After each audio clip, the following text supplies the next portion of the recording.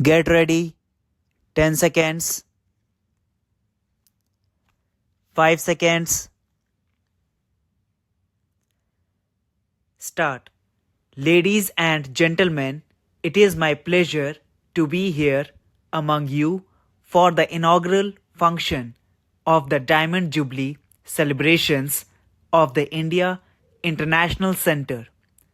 Our capital has a long-standing tradition of rich cultural exchanges which the IIC has been enriching for the past 6 decades.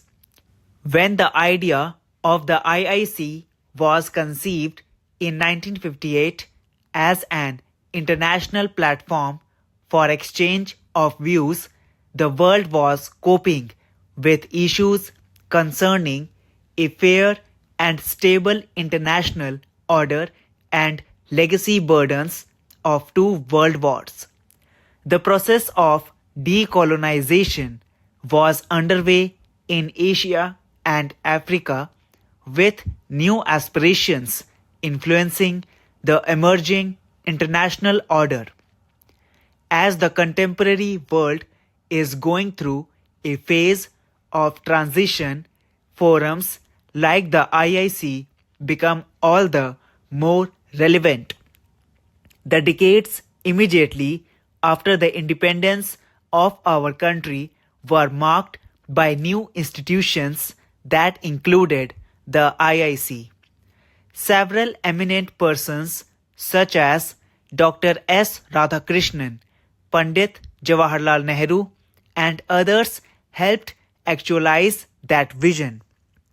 Crown Prince Akihito of Japan laid the cornerstone for the building in November 1960, underlining the institution's international character. It is also a happy coincidence that the center's Diamond Jubilee and completion of 70 years of India-Japan diplomatic relations are happening this year.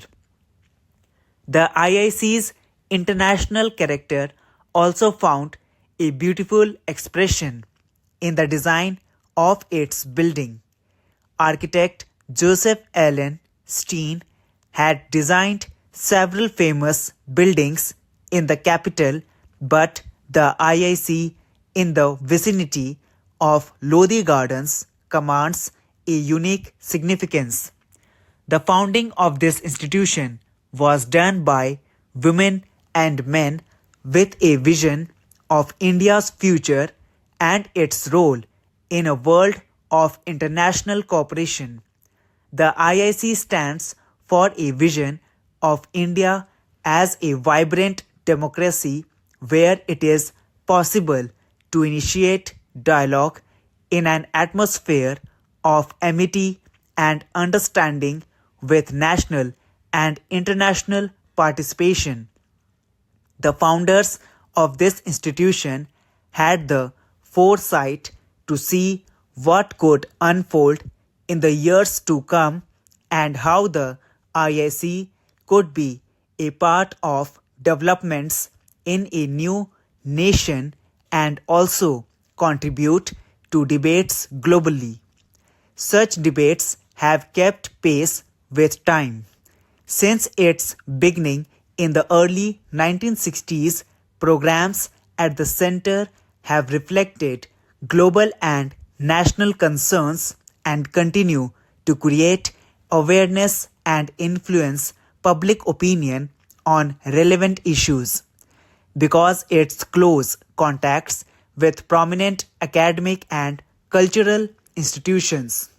The list of speakers who have addressed audiences at the IIC is diverse and includes thinkers, activists, statesmen, and opinion makers.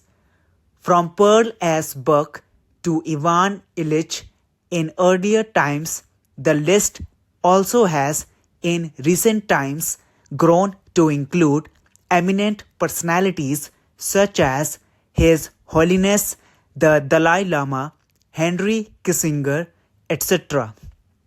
Eminent names from the world of literature like Mahasweta Devi and Amitav Ghosh also figure among many prominent speakers who addressed the audience here.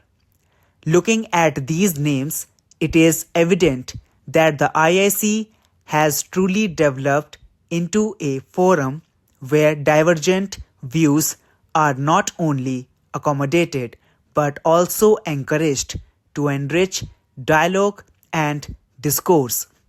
I am glad to know that it was at the IIC in the little garden named Gandhi King Memorial Plaza that the late Narayan Bhai Desai narrated Gandhi Katha for a week in 2010. I have been told about numerous other memorable cultural events organized here. A Diamond Jubilee is an occasion for celebration in the life of any institution. The IIC deserves to be congratulated for having retained and sustained its original mandate. I am happy to learn that during its Diamond Jubilee year, the IIC has chosen to specially focus on programs related to women and gender. This reminds me of Kamaladevi Chattopadhyay, the great freedom fighter and social reformer who had played a key role in the making of the IIC. She was the one who laid the first stone for this building. She is known to have influenced Mahatma Gandhi to include women participants in the Salt Satyagraha. She was the pioneer among women who contested elections right after India's independence and thereby became a symbol of the struggle for women empowerment. As we celebrate the 75th anniversary of our independence with Azadi Ka Amrit Mahotsav, let us also highlight the significant achievements of women and the several legal and social initiatives that seek to bring about change. There are several examples of Indian women who before and after independence have shattered many glass ceilings. Let us not forget the fearless women scientists of the Mars orbiter mission called MOM. Women were among the leading corona warriors who demonstrated extraordinary resilience and provided healing touch to save fellow citizens, often risking their own lives. Women's participation in the unorganized sector of our economy is very high. The formal economy needs to do much more to empower women workforce. Women should be encouraged to participate more in what is known as STEM, that is science, technology, engineering, mathematics, and management. National and global economics stands to benefit from their talent and their creative ways of responding to challenges.